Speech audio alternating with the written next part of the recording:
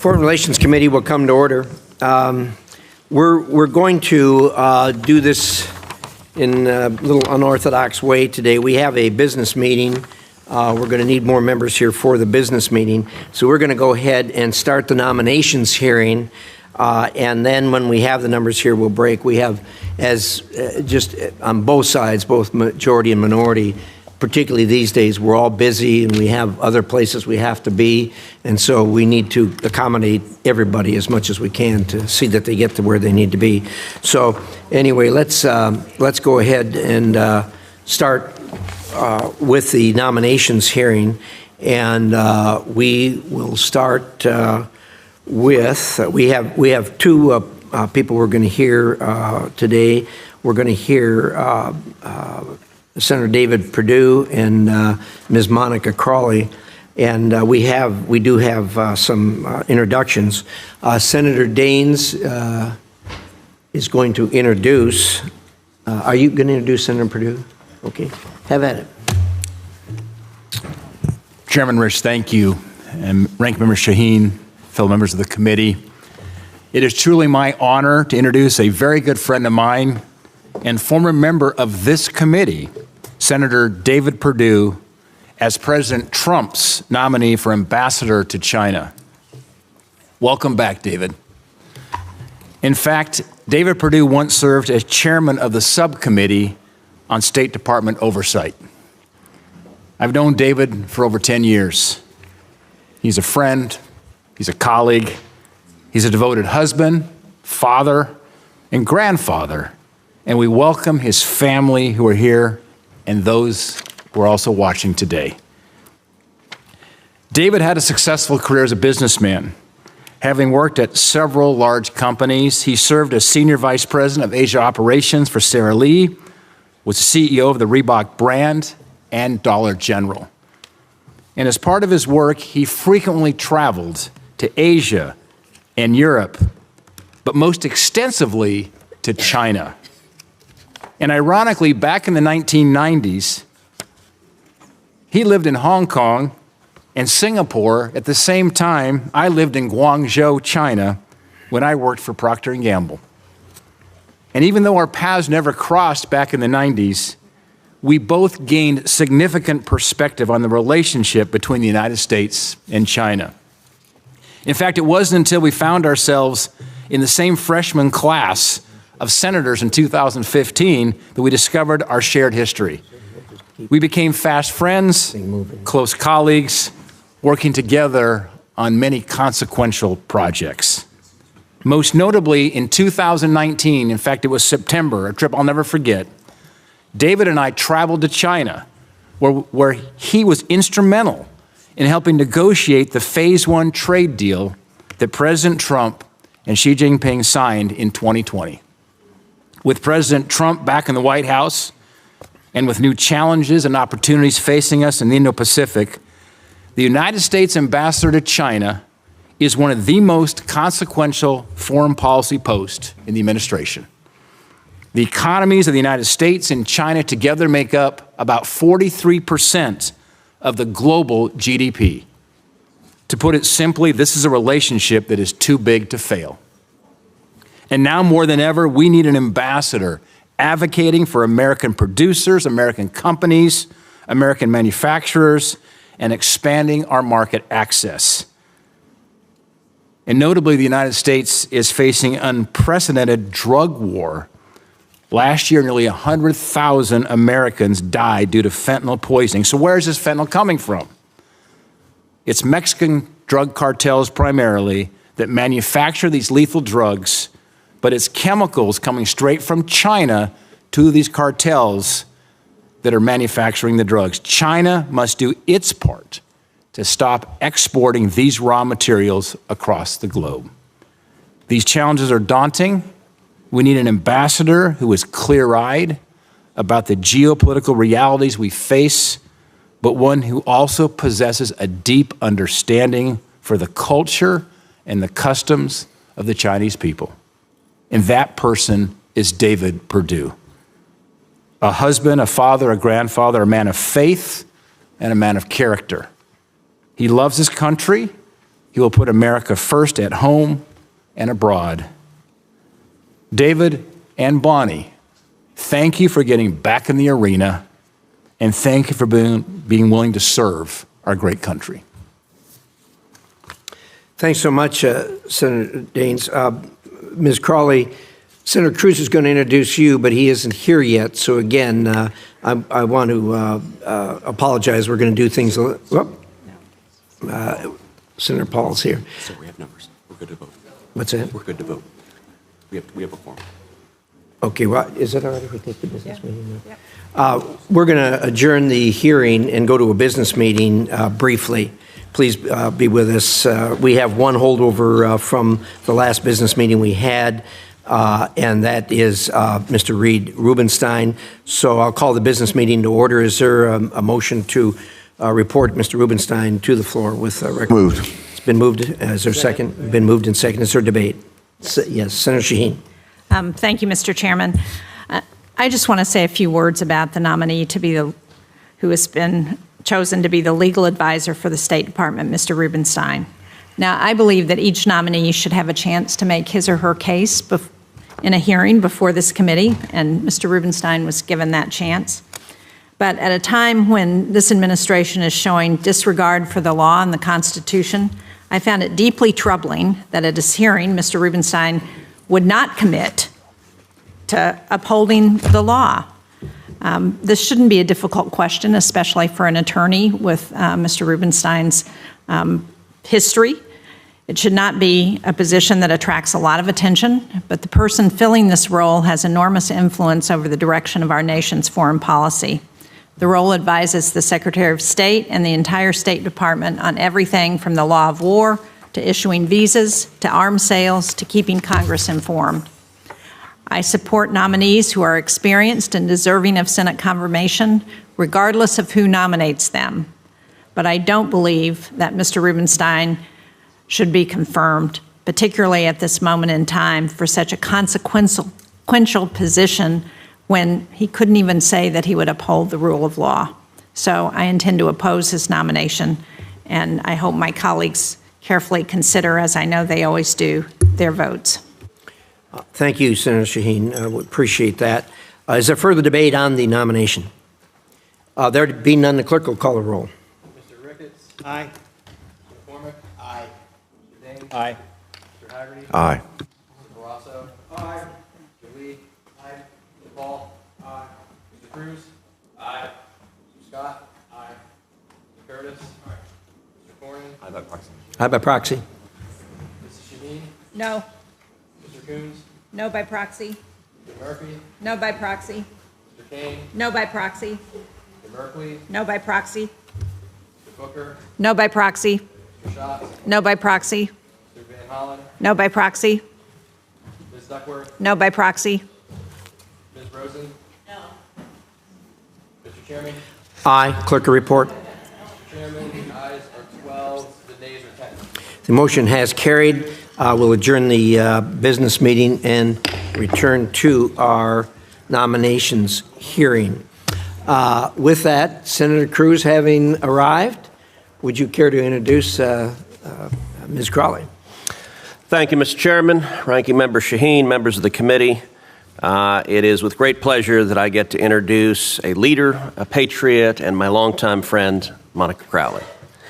I've had the pleasure for knowing Monica for decades now.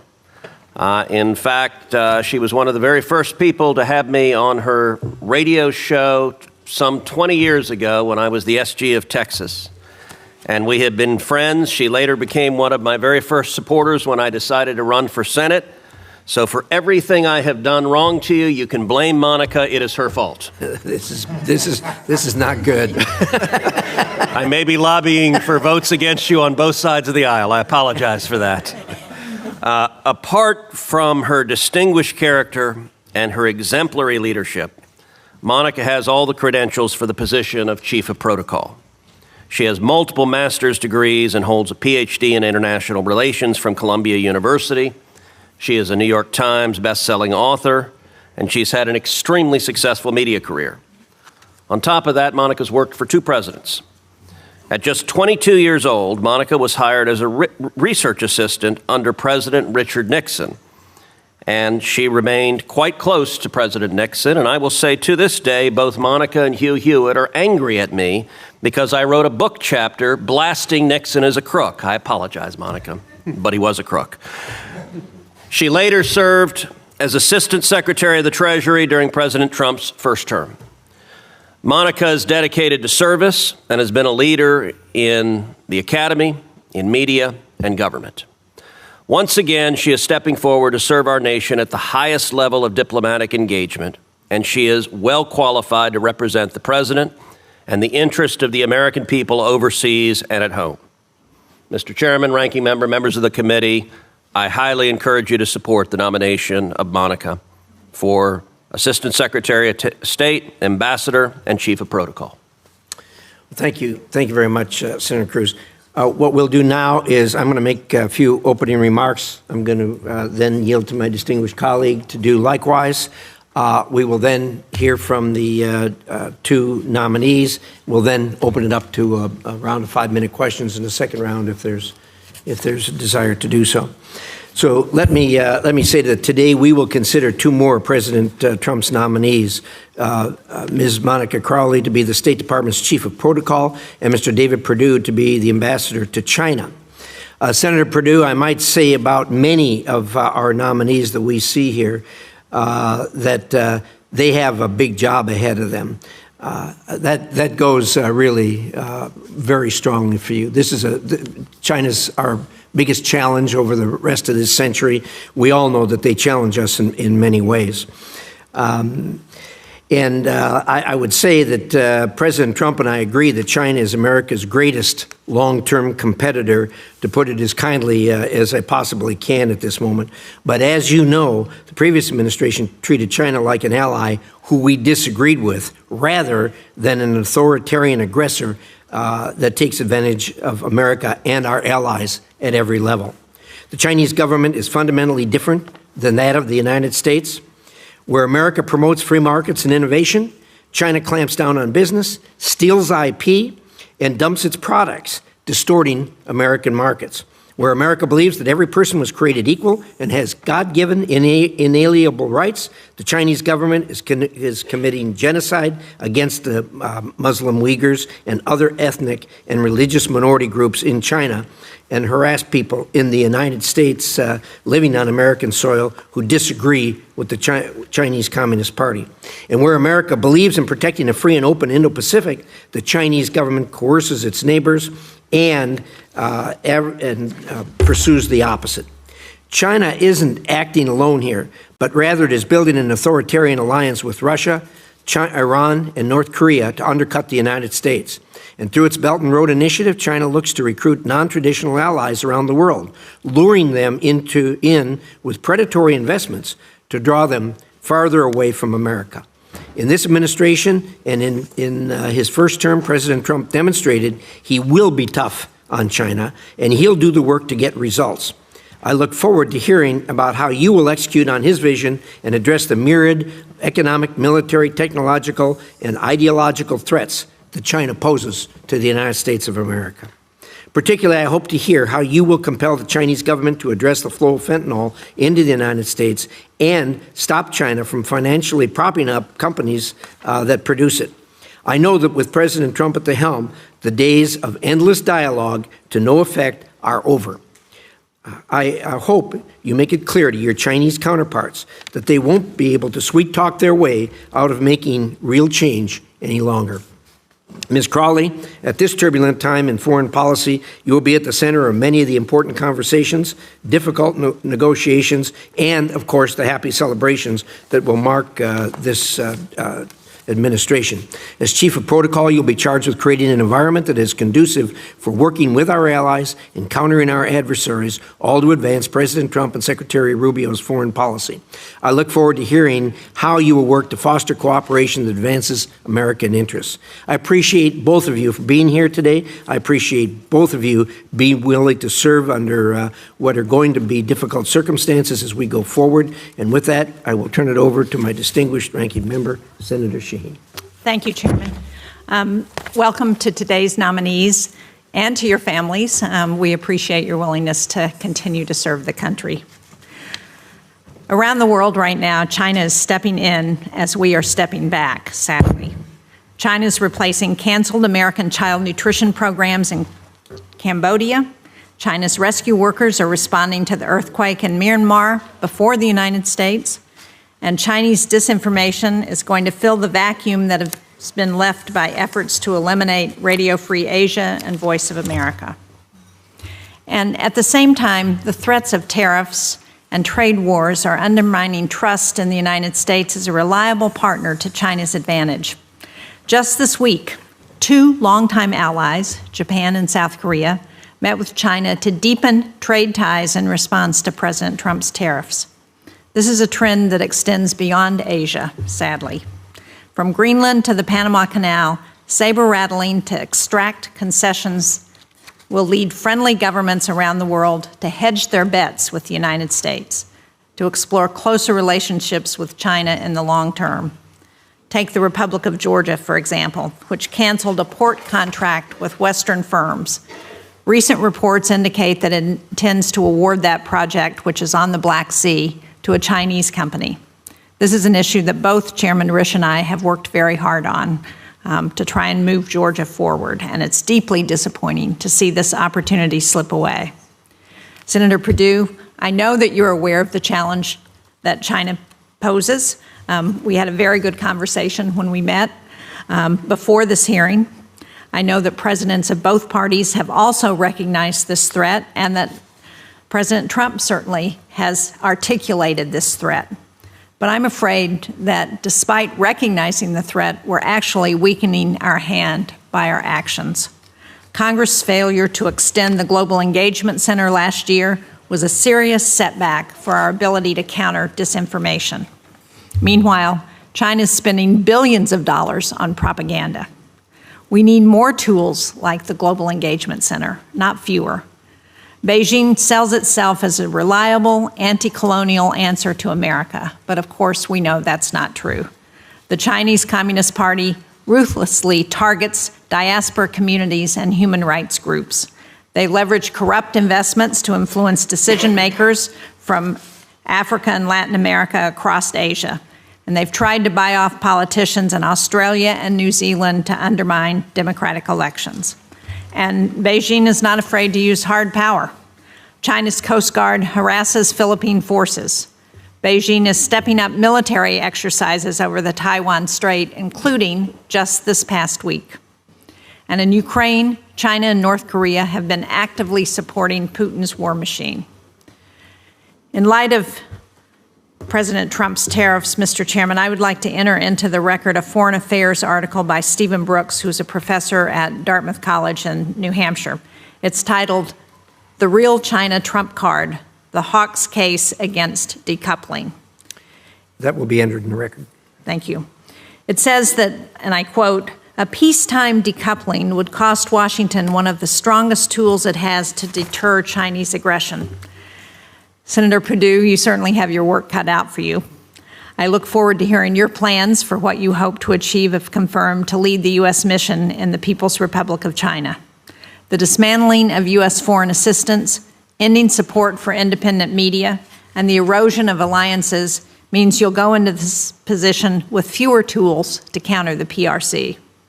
So I'd like to understand how you plan to manage one of the greatest adversaries of our time in this context. Ms. Crowley, I've noticed, I'm sure you noted that I have focused the bulk of my remarks on the issue of China, but I also want to hear from you on how you would approach the post of Chief of Protocol should you be confirmed. Thank you, Mr. Chairman. Thank you, Senator Shaheen. Well, David, you've heard Gene and I lay this thing out. You're sure you still want to do this? Yes, sir. All right, have at it. You got 5 minutes to tell us why. Thanks so much. And we'd ask you both to keep your remarks to 5 minutes. Anything else you want to put in the record, we'll extend it as long as you like in the record. Thank you. Well, thank you, Mr. Chairman and Ranking Member. Chairman Risch, Ranking Member Shaheen, members of the Senate Foreign Relations Committee, and staff. Good morning, and thank you for this opportunity to meet with you today. Senator Daines, thank you as well for that generous introduction. It's my high honor to have been nominated by President Trump to become our country's 14th ambassador to the People's Republic of China. As a former member of this committee, though, I have to tell you, it feels very strange sitting over here, Mr. Chairman, instead of sitting over there. Supporting me here today is my wife, Bonnie, whom I met in first grade. That's a true story. Our sons, David, Blake, their wives, Danielle and Charlotte, our grandsons, Hudson, David, and Jack, are all watching from home. They have other responsibilities today. Unexpectedly, also joining me today is my other family. My past alumni of my Senate staff are here. I think they're here, Mr. Chairman and Ranking Member, to make sure I don't embarrass them. So I welcome them as well. As a Fortune 500 CEO, as a U.S. Senator, and as an expat living in Europe and Asia, I developed a global perspective on the relationship between our two countries. As chair of the SFRC State Department Oversight Subcommittee and the SASC Sea Power Subcommittee, I've witnessed firsthand the complexities of our relationship with China, which is the most consequential diplomatic challenge of the 21st century. Since establishing formal relations with the PRC in 1979, the United States has opened its markets to China and has supported its economic rise. More than 2 million Chinese students have been educated in American universities. With U.S. support, China has taken full advantage of Most Favored Nation, WTO membership, and developing nation status, but has often failed to live up to commensurate responsibilities. China has also expanded its authoritarian influence in international organizations like the United Nations, NATO, the World Bank, not NATO, WHO, and the World Bank, sorry. Marxist nationalism is reshaping China, and their global ambitions threaten the current world order. Since 2000, China has doubled its nuclear arsenal, grown its military at a pace unseen since World War II. They've militarized the South China Sea and violated their agreement in Hong Kong. Their social credit score system and extensive policing capability are designed to enforce domestic state control. Their Belt Road Initiative and their Made in China 2025 statements demonstrate their global ambitions. They speak of a global, quote, community of common destiny for all mankind. Put simply, they want a world order more in line with their authoritarian principles. Complicating the current situation, unfettered globalization with minimal national security constraints has led to the situation today where many of America's key strategic supply chains are in the hands of our adversaries. President Trump's America First strategy is not isolationist, just the reverse. America will be a stronger ally and partner by rebuilding our strategic supply chains at home and with our friends. It is not inconsistent that while we are negotiating for fair trade, we're also seeking to strengthen our ties with our allies. Our relationship with members of the Quad, AUKUS, ASEAN, and NATO will continue to be extremely important. The Chinese respect strength, and President Trump's strategy is focused on making America safer, stronger, and more prosperous. That means that reciprocity in the U.S. security should be considered in all dealings with China and the United States. Our approach to China should be nuanced, nonpartisan, and strategic. Our two countries will naturally have areas of disagreement, and we should actively engage on these. We should seek areas where our interests align to develop better and safer working relationships. As ambassador, I will support our strategy to lead with diplomacy, to ensure our own national and economic security remains uncompromised. I will remain committed to promoting democratic ideals in an open, free, and fair international system. As ambassador, I will support the United States' One China policy, guided by the Taiwan Relations Act, the 3 joint communiques, and the 6 assurances. We remain committed to a peaceful resolution that is acceptable to the people on both sides of the strait. We oppose unilateral changes to the status quo. As ambassador, I will ardently communicate our objections to China's penetration into our power grid, our ports, and our personal lives. Having participated in U.S. FONOP exercises in the South China Sea, I've seen firsthand China's militarization and will work to support open and free navigation whenever international law allows. I will also ensure focus on our priority to eliminate fentanyl precursors and hold China accountable on human rights. I will work to increase the tempo of diplomatic dialogue to get results and to achieve fair and reciprocal trade between the two economies. I will uphold American values, represent American interests, and support strong partnerships with our friends.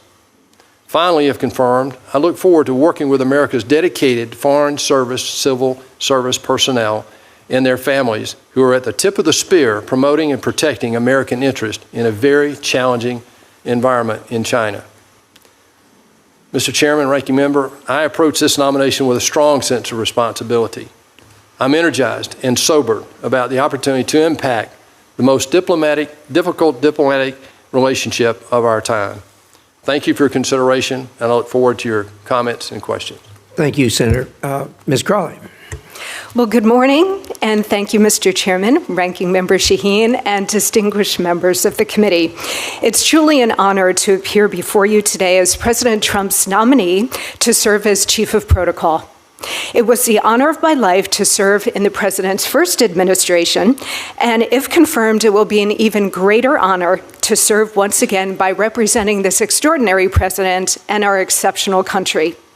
I am deeply grateful to President Trump for his faith in me and to this committee for its kind consideration. I also want to thank Senator Cruz for his kind words, support, and friendship over the years. And it's a privilege to share this hearing with my fellow nominee and friend, Senator David Perdue. I would not be here today without the unconditional love and encouragement of my mother, Patricia, my sister, Jocelyn, the rest of my wonderful family, and my dearest friends, some of whom are with me here. I love you, and I'm forever grateful to you. Above all, I thank God for truly blessing me as He has. I appear before you today as a proud patriot who loves America with her whole heart. I was born at Fort Huachuca, Arizona, where my father proudly served in the United States Army. My mother, who is an awe-inspiring person, was a devoted elementary school teacher and later built a career in hospital administration while raising my sister and me as a solo parent. She's truly my heroine. My beloved maternal grandparents went from experiencing near poverty during the Great Depression to building successful small businesses and sending the first generation in their family, my mother and aunt, to college. I believe in the American dream because my family and I have lived it with all of its blessings. While studying international relations at Colgate University, I was profoundly inspired by one of former President Richard Nixon's best-selling books on foreign policy, which ultimately led to my first professional position as foreign policy assistant to the former president during the last years of his life, which is a critical point to make, Senator, the last years of his life. I worked closely with him on his final 2 foreign policy bestsellers and many influential policy speeches, joined his international trips, met with numerous chiefs of state and other high-ranking foreign officials, and served as a sounding board for his groundbreaking thinking on foreign affairs. His extraordinary mentorship and unparalleled real-world experience were invaluable, particularly as I completed my graduate studies in international relations at Columbia University, earning 2 master's degrees and a doctorate. I've also enjoyed a prominent career as an opinion journalist on politics and foreign affairs for many national platforms and as a New York Times bestselling author. During President Trump's first term, I was honored to serve as Assistant Secretary of the Treasury for Public Affairs. During my tenure, I and the team I led conceived, developed, and executed communication strategies for the Secretary, the Department, and the Trump administration more broadly, including for complex policies such as the Tax Cuts and Jobs Act, international economic sanctions, and the unprecedented economic response to the COVID pandemic. For exceptional service to the nation, I received the Alexander Hamilton Award, the highest honor bestowed by the department. I am now humbled to be nominated to serve as Chief of Protocol, an office with 7 distinct divisions which carry out various elements of protocol-related programs: visits, the historic Blair House, ceremonials, diplomatic affairs, diplomatic partnerships, management, and major events. Each division is responsible for planning, supporting, and executing various aspects of diplomatic engagement for the President, Vice President, and Secretary of State, as well as other high-ranking officials. It's a critically important role to enriching our diplomatic partnerships and advancing our interests around the world, and if confirmed, I will treat it with the committed dedication it deserves. The Office of Protocol can, should, and will showcase the very best of American leadership, strength, dynamism, and diplomacy. As chief, I will bring my considerable understanding of and experience in foreign affairs to the position and will, first, ensure that the office is managed with the utmost professionalism. 2, serve the interests of the American people by helping to set the stage for robust, successful diplomacy. 3, infuse our major events with a patriotic vibrancy reflecting President Trump's golden age of America. And 4th, ensure that the talented and dedicated team of political appointees and career civil servants work together in harmony to accomplish this mission with excellence in every detail. Throughout my career as a leader, I've believed in embracing a clear vision, hiring and empowering the best, listening to wise counsel, enforcing accountability, and moving forward toward positive goals. If confirmed, I will follow those principles to help President Trump set a new gold standard for effective diplomacy. I pledge to be a faithful partner to this committee and to work with you to protect and advance our diplomatic partnerships and promote American values in service of a stronger, more secure, and prosperous nation. Thank you so much for your time, and I look forward to your questions. Well, thank you, Ms. Crowley. We'll now do a round of 5-minute questions, and as I said, more if people want to go back. Senator Perdue, let me ask your thoughts on the no limits partnership between Russia and China. There's been a lot made of this, and of course it's concerning, and it needs to be watched. I've kind of thought of this when I watched them make that announcement. It kind of falls under the adage the old adage of there's no honor among thieves. You know, these two are not natural allies by any stretch of the imagination. And what we know about both of them is they'll throw anybody under the bus for their own good. What do you make of this, and how do you see this going forward? Well, thank you, Mr. Chairman. First of all, I think this is primarily about trade between those two and also about the geopolitical position of China right now. About 1/3 of Russia's total revenue comes from China. China imports 73% of its oil. Iran, you haven't mentioned Iran, but I'll throw this in the mix too because it's a similar conversation. 90% of Iran's oil goes to China. Now that money goes through Russia. We now know how they use that money. A lot of that money goes through Iran. We know how they're using that money. They're the largest perpetrator of terrorism in the world.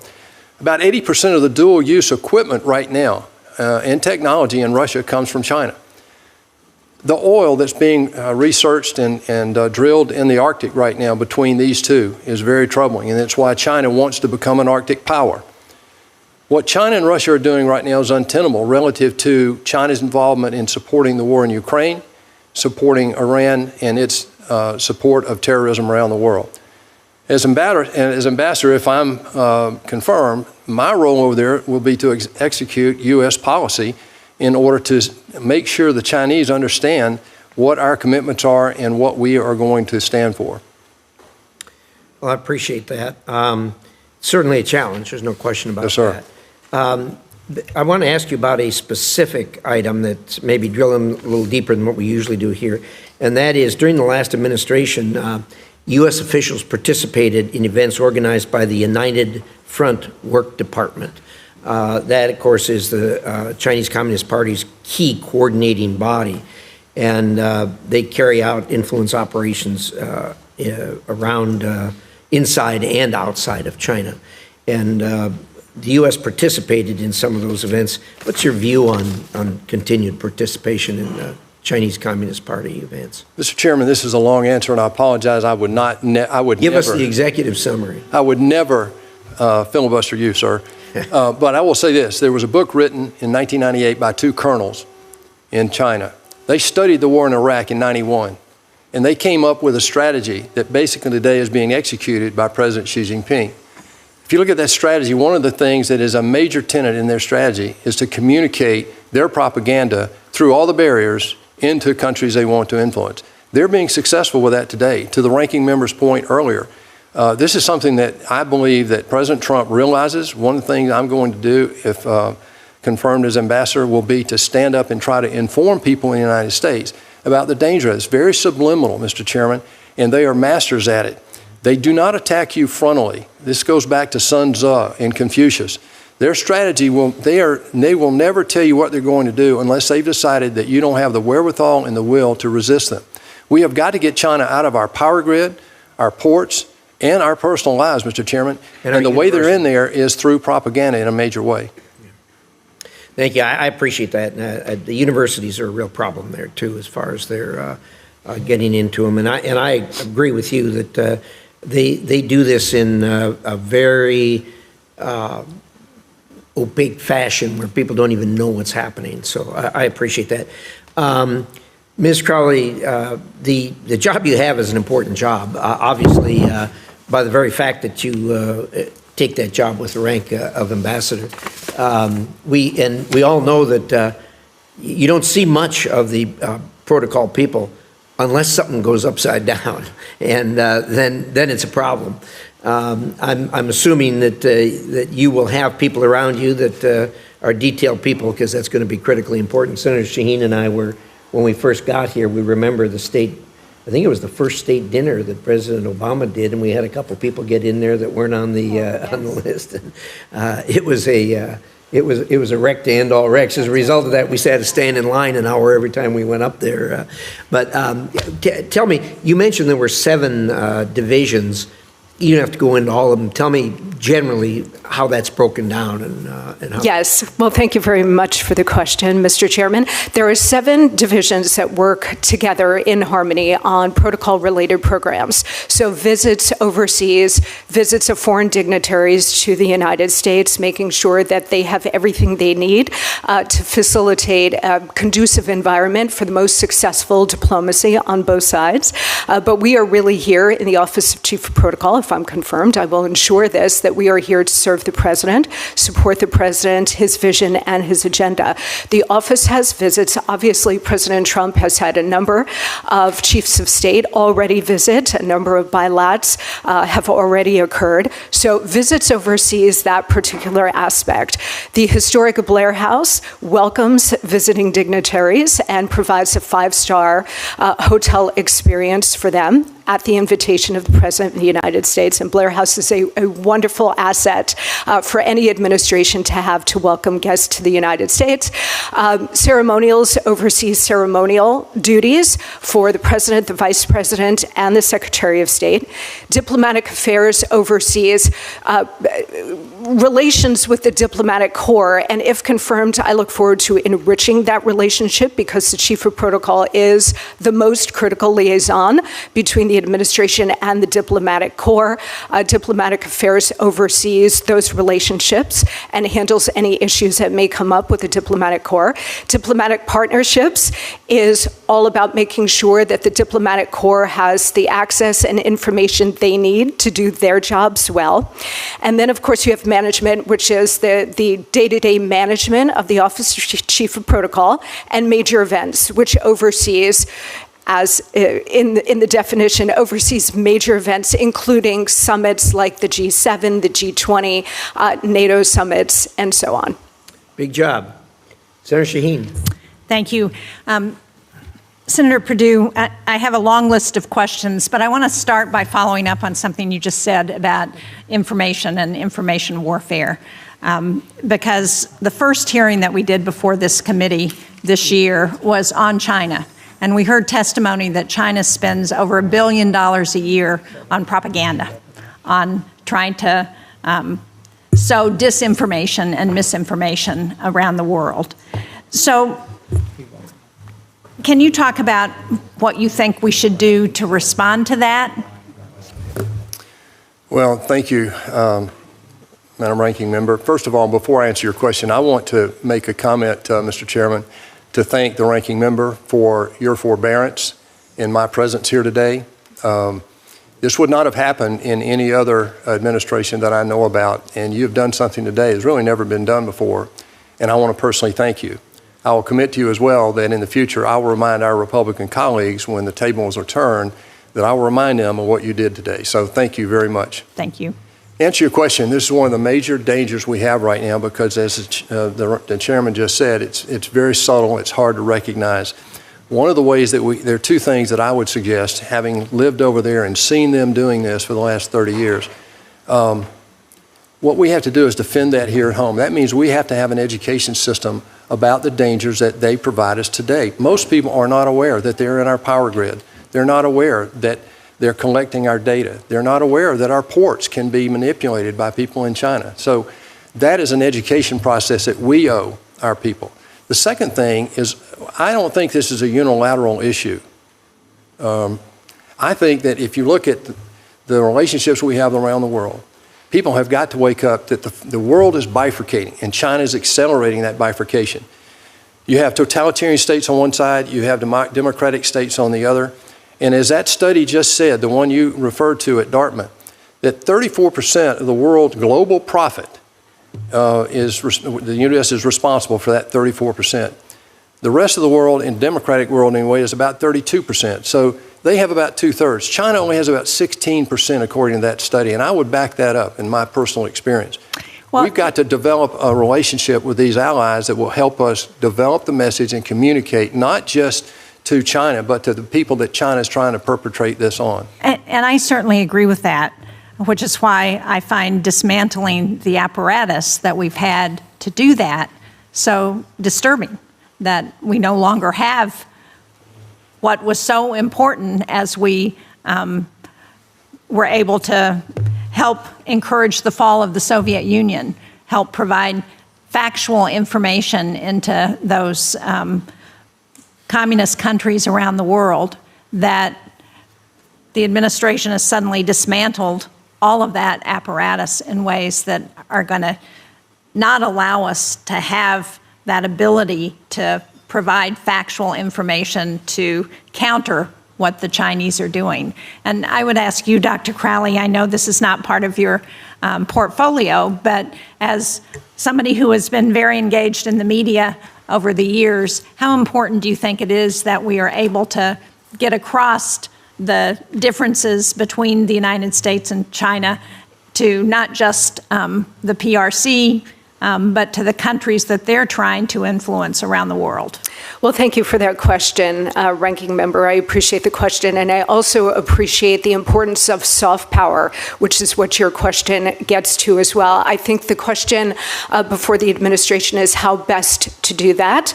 The president won with a historical mandate and in last November's election, and part of that mandate was to root out waste, fraud, and abuse, make the government work more efficiently for the American people, and to protect the American taxpayer. I think those are things that all Americans agree on and support. I think we all agree on waste, fraud, and abuse being good to get rid of. I think we would disagree on what is constituted waste, fraud, and abuse. And I don't think that dismantling our way of responding to our adversaries constitutes waste, fraud, and abuse.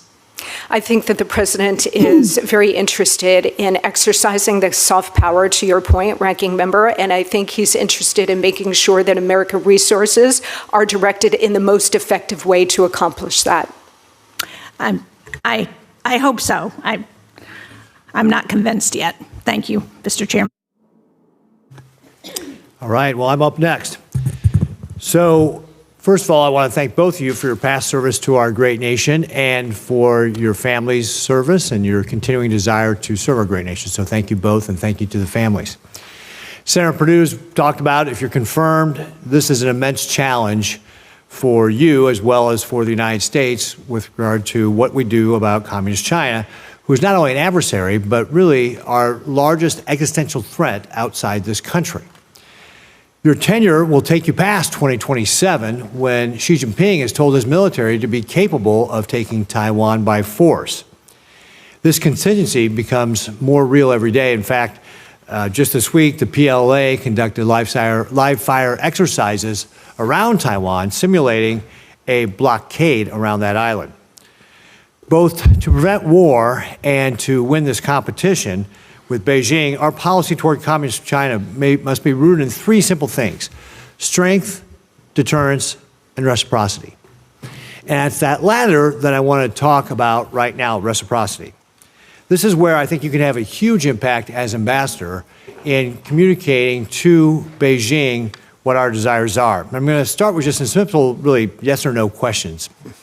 So, Senator Perdue, is it fair that American diplomats and officials face a litany of restrictions in Communist China, including the ability to travel freely, which Chinese officials don't face here? Is that fair? Absolutely not, Senator. Is it fair that Chinese social media apps like WeChat can operate in the U.S., but American apps like Instagram and YouTube are banned in China? Is that fair? Absolutely not, Senator.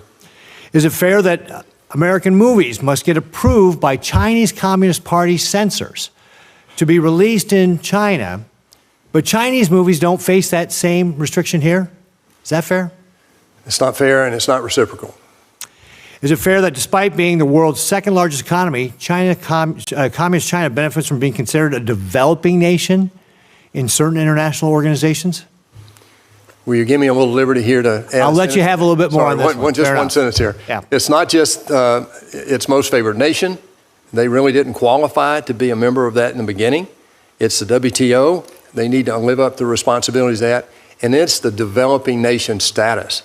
I mean, this is the second largest economy in the world, as you said, our number one competitor. And no, I don't think that's fair. Is it fair that U.S. businesses have to compete with Chinese-owned enterprises that receive massive subsidies from the Chinese government? Is that fair? No, it's not. Is it fair that Communist China still forces technology transfers and steals intellectual property from U.S. companies? Of course not. Yeah. So I could go on and on and on, and I could talk about, and you've already mentioned about how Communist China has hacked us in our telephone systems, our ports, our energy infrastructure, all these things where Communist China is taking advantage of us, and this double standard must stop. If confirmed, what will you take to ensure reciprocity with Communist China? Senator, thank you for that. That's a very thoughtful series of questions. First of all, there are several things we need to do in this country. Number one, to stand up to China, not just in reciprocity. First of all, we've got to get our financial house in order. I can talk more about that, but I'll be out of your time. The second thing is we've got to rebuild our strategic supply chains, rare earth elements, steel, shipbuilding, pharmaceuticals, chips, quantum computing. All of these we've acquiesced through this globalization in the last 2 decades to basically China and people who would do us harm. The reciprocal nature that we want with China, I think President Trump is all over that. The starting conversation with trade, there are going to be many others. The treatment of how we treat their foreign service personnel in the United States versus how they treat ours in China is a big one. We've also got to make sure that the allies understand what this is all about. It's not just about trade. It's one of the tools in the toolbox. We need partners in this bifurcation that I'm describing to the ranking member earlier. That's where I would start. As ambassador, if I'm confirmed, I will promote U.S. values, U.S. interest, and the strategy that President Trump is drawing up right now to bring our allies together to make a united front against the PRC. Great. Well, thank you very much, Senator Perdue. And I would, again, just stress that reciprocity is going to be key to the relationship. And you mentioned earlier how China respects strength. If we don't force them to treat us the same way that they're treating our people in their country or the way they treat us on the international stage, they won't respect us because that is not strength. Strength is saying to Communist China, you will treat us the same way as we are treating you, or we're going to change the rules of the game. Thank you. With that, Senator Rosen. Well, thank you, Senator Ricketts, and I want to thank Chairman Risch and Ranking Member Shaheen for holding this hearing. Of course, thank you, Senator Perdue, for willingness to continue to serve, and thank you, Dr. Crowley, for being here as well. And I want to build a little bit on Senator Ricketts' comments about technology, critical, emerging technology. And Senator Perdue, you know, there's no doubt that the PRC is engaged in unfair trade practices to boost its own economy, to boost its standing internationally. In large part because of these harmful economic activities, the PRC risks supplanting the U.S. in a number of critical spheres, including AI, biotechnology, quantum computing, something we were all reminded of in January with the rollout of DeepSeek, which was a major wake-up call for the American tech sector. So, Senator Perdue, I've confirmed, how will you make sure that the U.S. maintains its qualitative edge across the spectrum of critical and emerging technologies, including AI, which is so important? Well, thank you, Senator Rosen, and thank you for participating in this hearing. That's a great question, and one of the things that it's already been mentioned today, and that is that, you know, we've got to protect what we're doing in this country better than we have in the last 30 years. This is not a partisan observation here. We give China, and it goes back to reciprocity, Senator Ricketts. If you look at the access we give to Chinese PhDs, Chinese technologists into our private labs, into our military labs, and into our education institutions, we don't get that same access over there. We've educated 2 million Chinese, as we've said. 380,000 are in our schools today. The technology that's been forced to transfer through corporate deals made in China, I think a lot of those people, in my experience, have now come back to rue the day that they ever did that. It's a false hope, basically, that to enter China and get access to 1.4 billion consumers. The price has been too high, Senator, in my experience, and I think you're going to see that change. That will mean the corporations who are funding a lot of this technological development will, in fact, begin to sober up about what they're having to give up in order to do that business. Thank you. We're going to keep talking about the PRC, obviously, because, they're doing a lot of bad things, needless to say, and we have to defend Tibet from PRC aggression. We not only have to defend ourselves against, to promote technology and artificial intelligence, but PRC aggression. Tibet faces many challenges because of the PRC's repressive rule. In addition to threatening Tibet's religious and cultural heritage, the PRC has weaponized their water resources in the region. The PRC's control over the water resources in the Tibetan Plateau has the potential to severely threaten the water and food security, undermining the economic development in the region, which is important. It's why I recently submitted language to be included in the FY26 NDAA that would direct the Department of Defense, to comprehensively analyze the PRC's national security risks related to Tibet, including its weaponization of water resources. We know water is the key to life. So again, Senator Perdue, if confirmed, can I have your commitment to work with this committee to safeguard Tibet's culture, security, and water resources from PRC aggression? Absolutely, Senator. If I may add one thing briefly, I know we're about out of your time, but this goes back. If you look at, there are three things basically in memory in my lifetime, basically, that the Chinese have made sweeping moves. They're moving in this water issue right now out west. But if you go back and look at the Great Leap Forward, they killed 25 million Chinese in that, reportedly, because they collectivized their agricultural capability and basically create starvation countrywide. The second thing was a cultural revolution. Again, tens of millions of people died in that great government move.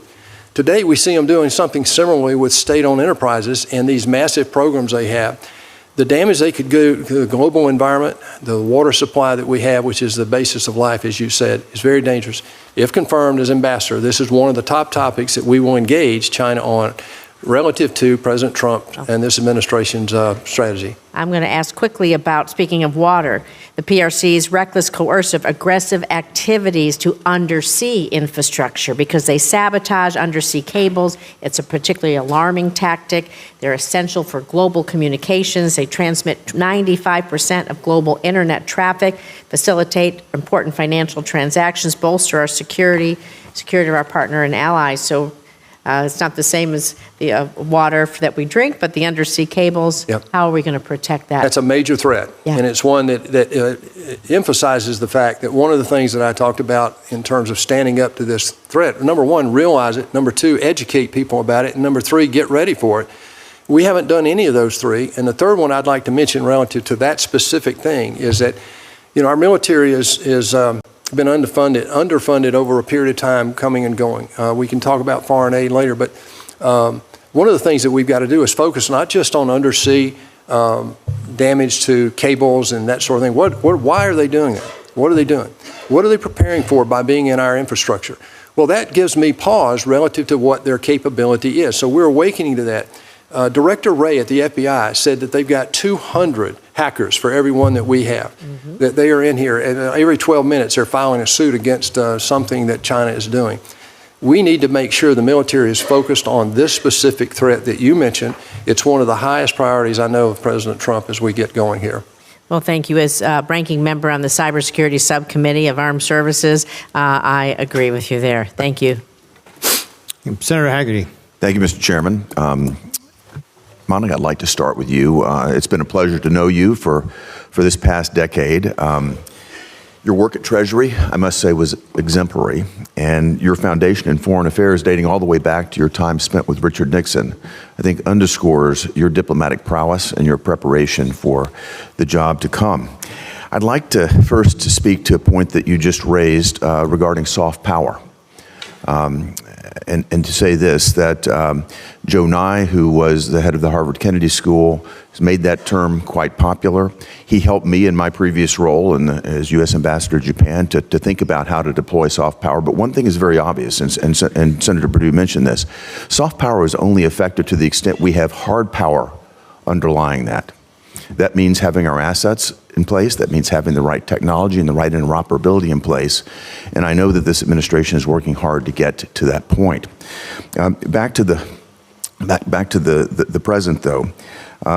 Having spent time myself with President Trump in the presence of Xi Jinping, Vladimir Putin, Narendra Modi, multiple European heads of state, certainly Shinzo Abe, I can say that the role of the chief of protocol, is tremendously important. Setting the stage for the engagements that need to happen, setting the stage for diplomatic success is going to be absolutely vital.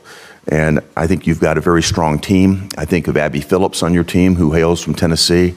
I look forward to the fact that you're going to be called upon in an extraordinary time to set the tone and to set the environment so that critical national security and economic security issues can be taking place. I also look forward to the role that you'll play in the 250th anniversary of our nation, because I think it creates a tremendous diplomatic opportunity for us.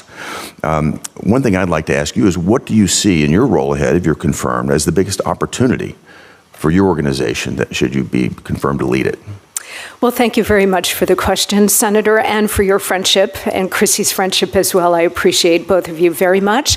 And it's a really important question. I take the responsibility of the role of Chief of Protocol extremely seriously. The big responsibilities, as you point out, Senator, that go along with setting the stage for a new gold standard for robust, successful, effective diplomacy for this president, for his diplomatic vision, and for his diplomatic and policy agenda.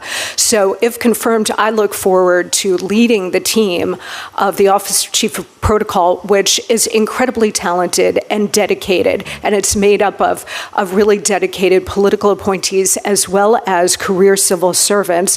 I look forward to leading that team together, making sure that they all work in harmony for our shared mission, our shared goals, and to ensure excellence in every detail, to create the proper environment so that the president, the vice president, the secretary of state, and other high-ranking officials can carry out their diplomatic duties in service of the United States and the American people. Well, I know that the president has the highest expectations, and you'll rise to the occasion to meet those. Thank you very much. David, I'd like to turn to you. Congratulations again on your nomination.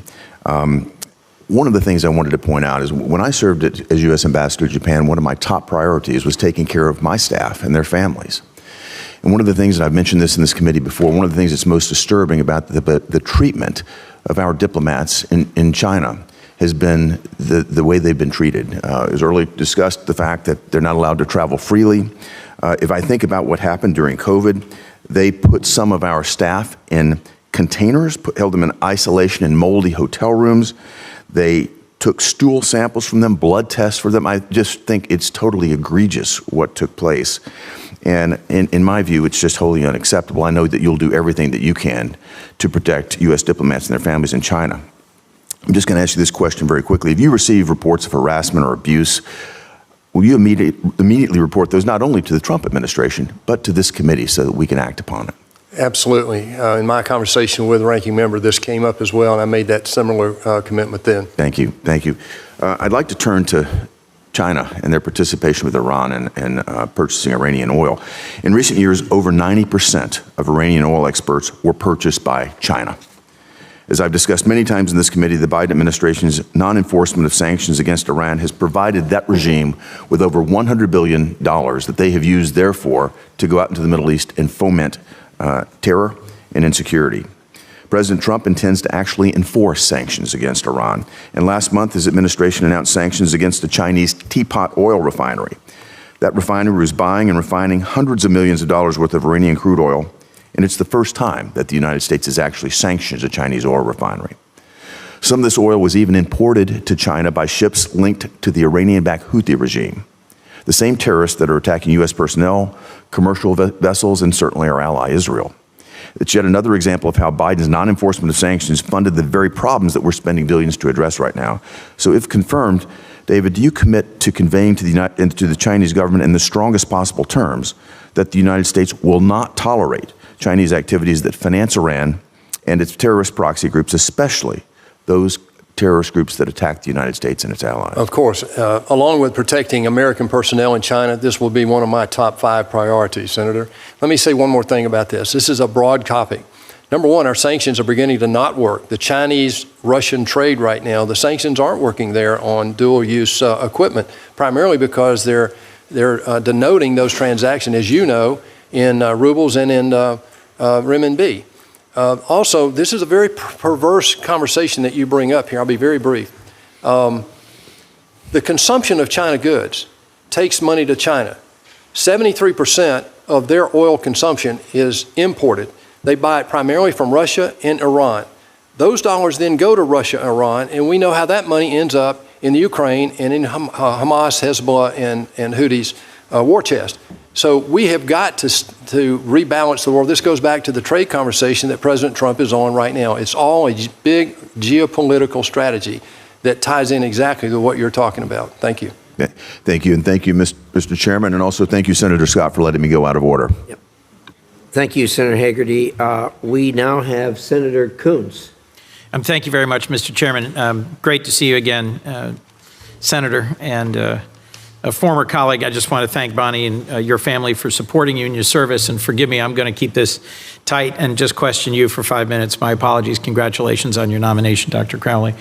As you know, I was also in a manufacturing business for many years and had the experience of trying to deal with China and Chinese IP theft, forced technology transfers.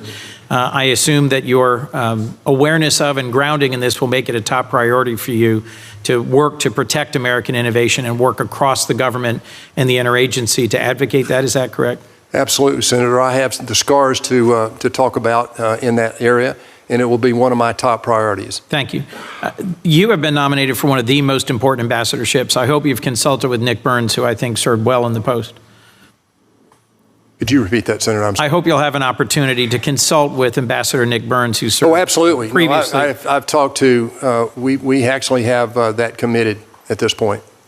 Your words, we are in the middle of a fight to ensure that the free world stays free. And I'm increasingly alarmed by the close cooperation between China, Russia, North Korea, and Iran. Do you share that concern? Absolutely, Senator. When North Korea deployed thousands and thousands of troops and put them into the meat grinder of Russia's illegal and immoral invasion of Ukraine, they did so in order to gain access to the knowledge of the latest technologies on the battlefield and to gain benefit for North Korea. One of my core concerns is that these theaters are interconnected. That our challenge with China requires allies, resources, and attention. It's why I moved to partnering with Senator McConnell on the Defense Subcommittee on approps. But our interconnected world means that when North Korean troops are serving on the front lines in the war of aggression against Ukraine, and Iranian sanctions aren't fully biting because China is offering a secondary offtake market, we have to deal with this. Some of my colleagues have claimed that it was the U.S. withdrawal from Afghanistan that precipitated Russia's invasion of Ukraine. I could debate some of that, but let me just agree that the world is interconnected and that when our credibility is harmed, dictators are emboldened and aggression is more likely. So if Ukraine is forced to surrender, if Russia emerges victorious, and our leadership is questioned in the world by our allies and those we have stood alongside, I think by the same logic, Xi will inevitably be emboldened to believe that he can take on his vision to reacquire Taiwan, the Philippines, the South China Sea, to be more aggressive regionally. Would you agree with that? Well, Senator, that's a complex question. It's a great question. I think right now, withdrawal is not an option for the United States. I don't think President Trump is attempting to do that. I think by reaching and stepping forward in the area of trade addresses some of the questions that you bring up there. What we've also got to do, though, and you mentioned this, and the ranking member actually wrote a couple of papers on it, I think, either last year or earlier this year, and that is that NATO is another major player with regard to China that we need to engage with in a way that we maybe haven't done that in the past. Let me reframe my question then, if I might, given I have a minute and a half. Yeah, I'm sorry. Does it strengthen us in our work to deal with China in the South China Sea, to deal with China in IP theft, to deal with China as our pacing threat, if we strengthen NATO, strengthen our alliances and partnerships in the global South, or if we weaken them and withdraw from them? Which makes us stronger? Well, obviously, the stronger the relationships. One of the 5 things I mentioned earlier in answering another question is that our allies, we have to align and make sure they understand the threat and develop a cohesive strategy. I think that the Quad, I think ASEAN, even though we're not a member, is very important. NATO is very important. AUKUS is also important. So I agree, Senator, that that's a major priority for us. I traveled with Senator Merkley to India and Nepal many years ago now, and I was struck at how much the Nepalese were grateful for our response during a devastating earthquake. I am heartsick now as I watched our national news of the response to the Myanmar earthquake, and it was PRC humanitarian teams who were leading the response, not Americans. I will simply say that I thought near destruction of USAID and their ability to project our response to humanitarian crises is an unforced error, is kneecapping us at the wrong moment. In my view, one of our greatest strengths as a nation has been demonstrating, whether it's in the Pacific Island nations, in Cambodia, in Nepal, in Africa, in South America, that we are able to respond in an effective and timely way to humanitarian moments of need. Do you see that as something that we should restore our continued ability to lead the world in humanitarian response? You know, Mr. Senator, I've missed serving with you. You've taken me out of time, so I'm going to give you a very brief answer. Of course, that's one of the strategies I've mentioned before. But I think, again, you know, this is an awakening that America has got to come to. This is our Sputnik moment, in my opinion, and we're late coming to it in so many areas. But let me respond, Mr. Chairman, if I'll indulge just a second. I won't go over because I know we're out of the Senator's time. I want to remind all of us, though, USAID has been brought up several times today. Listen, I've lived out there. I've gone to the places. I went to Haiti. I've been in these places. I know you have, and Senator Merkley has, and others. Obviously, it's important that we don't withdraw from that responsibility. However, let me remind us all that every dime we spend in USAID, every dime, is borrowed by definition of the way we have our budget set up. We spend $7 trillion. We raise $5 billion. We're short $2 billion. Of the $7 trillion we spend, only $2 trillion is discretionary. That means that Social Security, Medicare, and interest on the debt are all managed. We have to spend that. That eats up every dime that we bring in as revenue. So what we have to do is look at the allocation of every dime that we spend, and that's what President Trump is doing. The second point, I'll end here, and that is that every dime we spend in USAID and the military and everything else has got to be consistent with our foreign policy. Well said. Thank you for your testimony, and thank you to Senator Merkley for your graciousness. I apologize for going over. Well said. Senator Scott. Thank you, Chairman. Well, first off, congratulations to both of you. I think you're both going to do a great job. Congratulations on all the success you've had, and this is a big opportunity for both of you, so congratulations.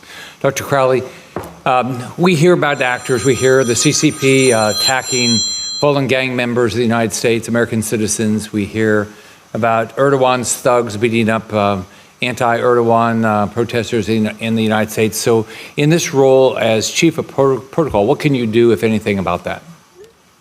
Well, thank you very much for the question and for your longstanding friendship as well, Senator. Appreciate it.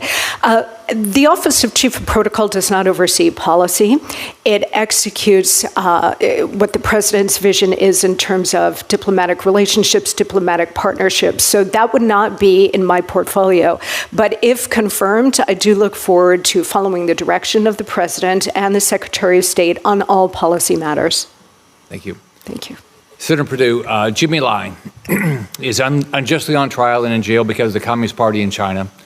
As an ambassador to China, what do you think you can do to put pressure on the regime to release this hero of democracy and human rights? Well, I appreciated seeing the picture in your office that day. You know, I lived in Hong Kong, as you know, and when that was happening, I made a trip to Hong Kong, and actually we met with some of these people there and here. And what we have to do is stand up for human rights in a way that is a little bit different. You know, China has now become very aggressive. After Hong Kong, you know, all bets are off relative to what they are trying to do. And now it's becoming visible on a much larger scale with the United Nations, the World Health Organization, the WTO, and so forth, about where they're trying to bring malign influence to change the order to a degree in their favor. So what I'm going to do, if confirmed, as ambassador, will echo the message from the administration and from the Congress about how important this is to us. So, Senator, the Communist Party sends fentanyl into the United States, killed 78,000 people last year. They treat the Uyghurs horribly. They, don't follow any trade rules. They never comply with the WTO. It's a despicable government. They clearly want to destroy our way of life. And for the people that they've killed, they clearly have destroyed their way of life and their families. So would you recommend that any American citizen buy any Chinese products or have any Chinese apps on their phone or do any business with anything that's related to Communist China? Well, I think the realization that our support of China over the last 30 years or more, going back to Reagan, actually, in terms of early investment in developing their economy, giving them access into most favored nation status when they didn't comply, they didn't qualify. Also, the violations in the World Trade Organization we've turned a blind eye to. Those days are over, I believe, and I think we've got to stand up, not just for our own protection, but for the protection of these systems that have served us well since Bretton Woods in 1944 that established the current world order. Going back to Senator Daines' recent trip over there, the only topic that I could see, the major topic that they talked about, was fentanyl. It's trips like that that make a difference, not trying to do trade, but trying to influence changes in their behavior, Senator. You think she's going to change? Senator, the issue is what is beneficial to their strategy? What do they want? And if you read what they've been writing over the last 25 years, I don't think he's going to change. The question is, what is his objective and what is he going to be capable of doing? Look, they have a problem. They can't feed their own population. 30% of the people, 30% of the food that is consumed in China is imported. I just said 73% of the oil is imported. They have a real problem right now with unemployment of people under 25. It's over 16% from what I read. If you look at the economy, focusing on state-owned enterprise is a real problem. The realization of U.S. capital now that has been going to China for the last 40 years and not getting the return that we should have gotten, but gave up technology and a lot of other things that went along with it. If we stop that realization is going to really change. If we stop buying their products, if we stop allowing them access to our market without complying with SEC rules, which we have a law that our SEC is not enforcing, all right? If the American public would show up and say this is wrong, what would happen to the Chinese economy and what would they have to do then? You bring up a great point. If you believe that this is a new kind of war, it's not Cold War, it's not a kinetic war, it's a different war. And they described it to us in the book called Unrestricted Warfare back in 1999, and they're executing against that. I wrote an article about it a year ago. If you look at that, the way forward is for the United States to become informed about that and to stand up to the challenge. That means that sometimes we'll have to sacrifice, Senator. because what we've been seduced by are the cheap prices that we gave into over the last 30 years coming out of China that were in many cases unfair because they were subsidized by the state. But if we stop buying their stuff, what will happen? Well, if foreign capital from the U.S. stops going into China, they have a real problem. If we stop buying their product, what will happen? Well, the American public says enough's enough, what will happen to their economy? It'll collapse. Right. Thank you. Thank you. Senator Daines. Dr. Crowley, congratulations on your nomination. It's good to have you here today. David, as I'm sitting here, I'm struck by thinking 30 years ago, as I'm looking at you and Bonnie. For all I know, we could have been on the Star Ferry together, crossing the harbor there in Hong Kong when we had two little ones that were born in Hong Kong, going from Guangzhou into Hong Kong for sometimes some R&R. And little did we know that we'd be sitting here today, some 30 years later, talking about your nomination to be the United States ambassador to China. What a journey it's been. And I can't think of a better nominee, somebody who understands China, somebody who has been a successful businessman, a United States senator, a member of this Foreign Relations Committee, and it was a passion for representing America proudly in China, and importantly, has the great respect that you do of President Trump and your respect of the president, that mutual strong relationship that you have that's been based on years of working together. There's just not a better guy to be going to Beijing for the United States than David Perdue. We've discussed the trafficking of fentanyl. Senator Scott brought that up briefly. Now the precursors that China is sending into Mexico, Canada, and the United States are a threat to our national security. Our leading cause of death for 18 to 45-year-olds in the United States is fentanyl poisoning. It's a public health emergency. We have a drug war going on right now in the United States with fentanyl. China, sadly, remains the single largest provider of these deadly chemicals, we call them precursors, that the cartels then manufacture and bring across the southern border into our communities. President Trump has made this a priority to stop this poisonous tide. The Senate is eager to help. David, how can you, if confirmed, as United States ambassador to China, work with both the American and the Chinese governments to stem the flow of deadly fentanyl into my state of Montana, into your home state of Georgia, and other communities across America? Well, Senator, I wish I had known you 30 years ago when we were both over there.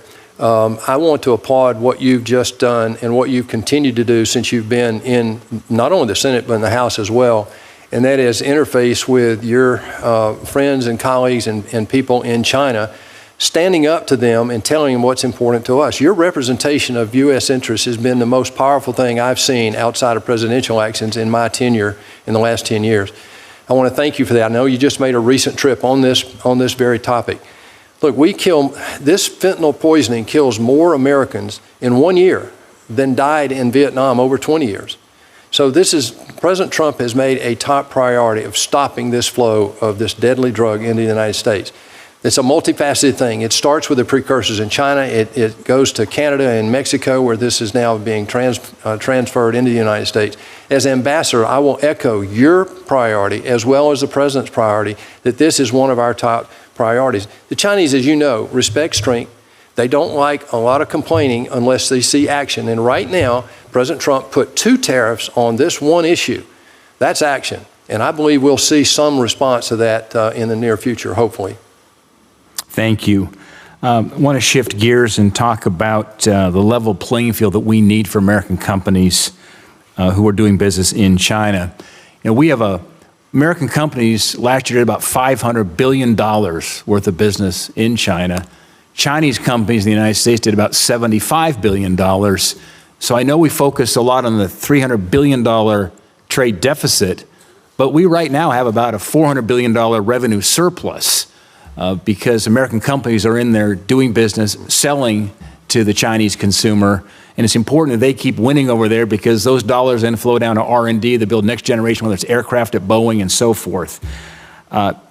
Another important topic for me personally for Montana is making sure we have access for agricultural products. It's now a $1.6 billion beef market for the United States producers. It's the second largest beef market in the world, is China. And we are now facing some steep headwinds because the Chinese government did not renew export licenses to 394, basically, processors in the United States. And this is going to affect about 90 to 95% of our beef exports to China, this huge market. David, as ambassador, how would you work to make American companies, as well as our farmers and our ranchers, more competitive in that significant and huge 1.4 billion consumer Chinese market? Well, we already recognize that they import 30% of their food. The second thing is that being from Georgia, ag is a little over half of our total GDP, and I know in Montana it's very important. I want to applaud you again for the work that you did back in the first administration of Donald Trump in getting that one trade deal done and the first piece about ag. It wouldn't have happened without your personal leadership. As ambassador, I will try to, and I said it in my opening remarks, increase the dialogue pace on these very important issues, both to us and to China. Look, we want reciprocal trade, fair and open reciprocal trade. That's what President Trump is trying to do. And ag is one of the major pieces of ammunition we have to export into China. Thank you, David. Mr. Chairman. Thank you, Senator Daines. Senator Merkley. Thank you very much, Mr. Chair, and welcome, Senator Perdue. Welcome, Dr. Crowley. I really wanted to focus on two themes regarding China. And one of those themes to me is symbolized by the work that Marco Rubio and I did here. We both served on the China Commission. We held a lot of hearings about human rights. We teamed up to pass the Uyghur Forced Labor Prevention Act and legislation related to Hong Kong, related to Tibet, really highlighting the massive abuses of human rights in China. And that Forced Labor Prevention Act, that has been the most effective measure in the world to actually say articles produced in China with slave labor cannot come into a domestic market. We're hoping Canada and Mexico and Europe follow our lead. Do you support that act? Thank you. There's another thread, though, in potential foreign policy with China that I think is better symbolized by Elon Musk. He built a factory in Xinjiang province, which is China wanted that there to basically rebut the concerns about slave labor in Xinjiang. In exchange, they give him a massive amount of Chinese loans to help build that factory. It is now Tesla's largest factory in the world. Those products could not even be imported to the U.S. under the Forced Labor Prevention Act. In addition, he has said things about China like China is more responsive to the happiness of people than in the U.S. That bothers me. He has said, I'm kind of pro-China on another occasion. The Trump administration and the Biden administration both said what's going on in Xinjiang is genocide. It's horrific. I'm very concerned about that. I want for our representation, which you will soon be carrying forward, to be shining a light on the abuses in China, the suppression, the transnational repression against the Chinese diaspora around the world. It puts a huge contrast between where we stand in terms of freedom for people in the world and where China stands in terms of repression of freedom in the world. Which theme?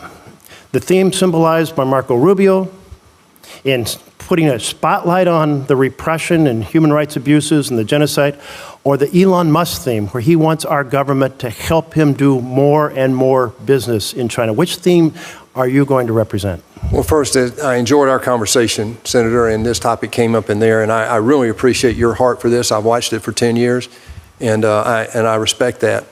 One of my top responsibilities as the spokesperson for the people of America and this administration is to make sure they understand how deeply we feel about the atrocities. There's no other word for it. So I agree with you that we cannot turn a blind eye, not just in Xinjiang, but I mean, everywhere we see it. You know, if you look at the slave labor, it's one of the things they used to basically cheat the WTO system that wanted to have equal and fair trade around the world. My view right now, if America doesn't stand up for that, no one else will. Well, I appreciate your response. I hope when the pressure comes from very powerful American entrepreneurs that says, we want you to help them do more business in China rather than pointing out the human rights concerns, that you'll point out those human rights concerns. And it sounds like that's where your heart is, and I appreciate that. I wanted to turn to the U.S. Agency for Global Media, Voice of America, that was shut down. And when it was shut down, China entities said, hey, this is great. They celebrated. They really resented Voice of America putting a spotlight on the genocide in Xinjiang. They really resented spotlighting Chinese aggression in the South China Sea. They really regretted commentaries about the Chinese economy and some of the commentary that showed the overcapacity of factories in certain sectors and certainly in the housing sector. Meanwhile, though, I'm very confused because Trump and Musk, President Trump and whatever position Musk holds, advisor Musk, they accused Voice of America of promoting anti-American propaganda. I don't get that. I've never seen evidence of anything but promoting American values and putting on a spotlight on issues, including what China is doing to its own people. What am I missing? Well, Senator, it's a big question relative to how do we defend against their propaganda, and then how do we get the free world's message out. As I said earlier, I think what we've been missing is we've been doing this too much unilaterally. And I think that if we engage our allies in a way that we maybe haven't done in the past, we can develop a unified approach.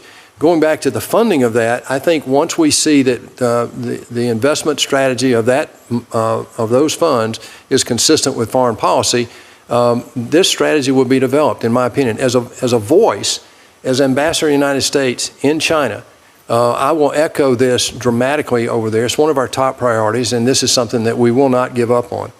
Well, I do appreciate that because I feel like having Voice of America and Radio Free Asia helping to counter the disinformation and propaganda that comes out of the Chinese government is really an important part of truth-telling in the world. The Chinese don't like it because they don't want truth-telling in the world. I hope you'll be a champion for truth-telling.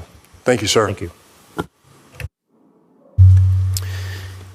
Really appreciate both of you being here and your willingness to serve. I've known both of you for most of the time I've been at the United States Senate, and am a huge fan of both and consider you both not only friends but people I deeply admire on a professional level and on a personal level. Senator Perdue, we'll start with you. It's going to be contrary to my instinct to call you anything other than by your first names, but I'd like to keep it formal in the hearings. To show my great respect for those who are willing to serve. So we'll start with you, Senator Perdue. Let's talk about the Panama Canal for a second. Last month, C.K. Hutchinson, this Hong Kong-based company managing ports at both ends of the Panama Canal, announced its intent to sell its port facilities at both ends to a U.S.-led consortium. And that's where things got tricky. China has now pumped the brakes on that, stepping in and claiming that this would mess with antitrust concerns and implicate antitrust laws in China. Now, I don't profess to be an expert in Chinese antitrust law, but I can say with a fair degree of confidence that they're using a very different definition of antitrust law, of competition policy, than we would ever dream of in the United States. It appears to me that this is just an aggressive act on the part of the Chinese Communist Party. And I suppose it's understandable why they would want that, because after all, China views its canal operations, understandably, I suppose, to be a source of geopolitical leverage. This, of course, is a problem because this fairly directly implicates U.S. treaty arrangements made decades ago to make sure that that sort of thing didn't happen. So my question to you, Senator Perdue, is how will you frame the importance of the Panama Canal, the importance to the United States of the Panama Canal in your interactions in Beijing? Thank you for that question. That's a very thoughtful question, and it's a deep one because this is a perfect example of the difference between a democratically led international system like we have now in the world order. It was established in Bretton Woods in 1944, like I said, compared to an authoritarian influenced world order. That's what China is trying to build, where the government, in fact, the government over there has said that the world economy should be state-controlled, and that would mean the death of free market capitalism. Well, the Panama Canal is a strategic issue for the United States. It was when we built it, when over 50,000 people died there building it, and one of our presidents gave it away. And there is some question about the legality of that, frankly. You're the legal expert. I'd love to engage you on that at some point. But what troubles me are the two ports there. Where were we when those two ports were purchased by C.K. Hutchinson to start with? C.K. Hutchinson is a Hong Kong firm. I know it very well. And they have investment interest from the CCP, from China. And they are directly in control. So what has happened, exactly what you said, the China government said, oh no, we don't like that. You're not going to make that transaction. Well, in our world, in a free market enterprise, they would of course have that opportunity. So this is a major priority for President Trump. He has said it in the campaign. He said it since he got elected. And this is one that, as I adopt to my new responsibility in China as ambassador, will echo how important that is for us. Thank you. No, I appreciate your insight on that, and it shows that you've thought it through and is emblematic of your great capacity to convey things concisely, clearly, and also diplomatically at the same time. Speaking of which, Dr. Crowley, somebody who will be key to everything that the State Department does has within your portfolio something that will be enhanced by your presence there, and I'm so grateful for your willingness to serve there. Let's talk about the 2024 Olympics for a moment. If you watch the opening ceremonies of the 2024 Olympic Games in Paris, you may remember that, at least from the viewpoint of many people, including myself, it was nothing short. The opening games, opening ceremony there was nothing short of a blatantly pro-left-wing, anti-family presentation that happened to contain a number of deliberate insults to the Christian faith, and I suspect people of many other faiths. At the time it happened, I sent a letter to the second gentleman, who was himself set to lead the U.S. presidential delegation to the closing ceremonies, urging him to convey America's deep disappointment with their decision to use the opening ceremonies as an opportunity for mockery of faith. I never received a response. Instead, the Biden administration stood idly by, sending the delegation, staying silent as this global forum for diplomacy and mutual respect was tarnished, at least tarnished in the eyes of many Americans, myself included. As we prepare to host the Olympics again, how do you intend to make sure that the 2028 Games in Los Angeles will be a celebration of national excellence and merit that can serve as a forum for diplomacy, amity, and so forth, and not be co-opted as a platform for DEI, progressive activism, or anti-Christian rhetoric? Well, thank you very much for the question and for your kind words, Senator, and your longstanding friendship as well. Grateful to you. At the President's direction, if confirmed, I will take on additional responsibilities and serve as an administration representative to major events with big international participation, like America's 250th birthday, like the FIFA World Cup, which is coming to the United States next year, and the 2028 Olympic Games in Los Angeles. I look forward, if confirmed, to drawing on my vast broadcast and public affairs experience to speak to the American people as well as the global public about America's greatness and America's leadership. To your particular point, it's my understanding that the Olympic Games, whenever they occur, are overseen by the International Olympic Committee. And in Los Angeles, they'll also work in conjunction with the 2028 Los Angeles Olympic Committee as well. And Senator, I pledge to you, if confirmed, I will be deeply involved in ensuring that the Olympic Games go off without a hitch, that the Olympic Committee in the United States is on message to the extent that we can have some influence there. And I look forward to showcasing the American spirit, as well as the United States, as a premier destination for international sporting events. Excellent. Thank you. I see my time's expired, and I turn the floor over to Senator Van Hollen. Thank you, Senator, and congratulations to both of you. Senator, it's good to see you again, and I enjoyed the conversation in my office. I'm just going to cover a couple topics here today. You mentioned in response to a question that it was important to have our friends and allies with us in a unified stance with respect to our policy in China. I fully agree.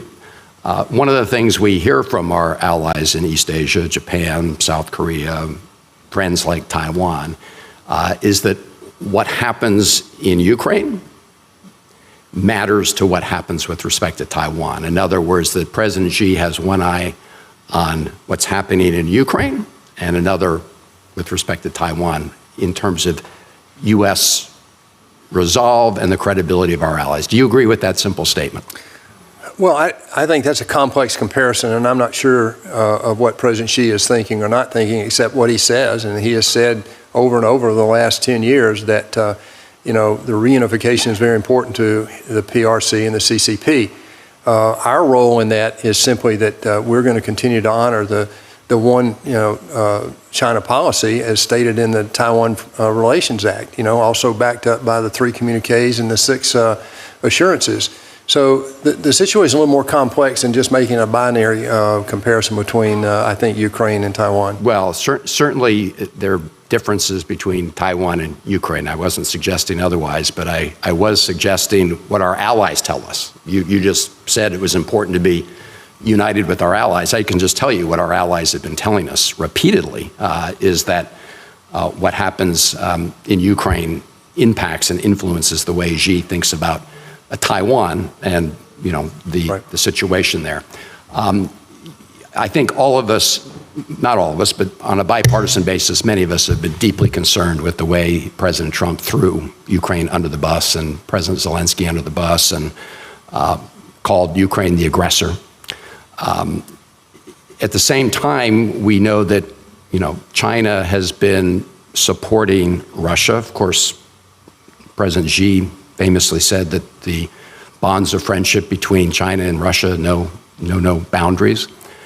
The previous administration made clear that if China was to supply military assistance to Russia, that would result in some kind of sanctions or punitive response from the United States.